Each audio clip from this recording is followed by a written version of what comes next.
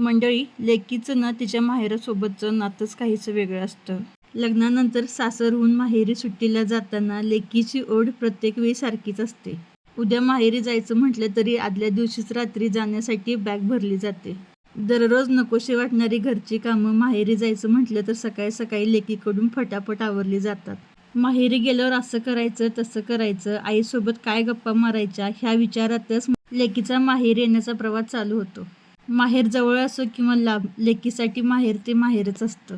माहेरी पोचल्यानंतर ओवाळण्यासाठी एका हातात तुकडा तर दुसऱ्या हातात पाण्याचा तांब्या घेतलेली आई बघून लेकीचा आनंद गगनात मावेनासा होतो. लेकीच्या नातवंड्याच्या येण्याने ना रिकामं घर अगदी भरल्यासारखं होतं. सासरी लेक कितीही सुखात असू दे, पण 4 दिवस ती माहेरला यावी याची आई वाट बघत असते. खूप दिवसांनी आईच्या हातचं जेवून लेकीचं मन खरंच तृप्त होतं. सासर आणि माहेर दोन्हींमध्ये अडकलेला लेकीचा जीव मात्र दोन्ही घरं तिच्यासाठी परकीच.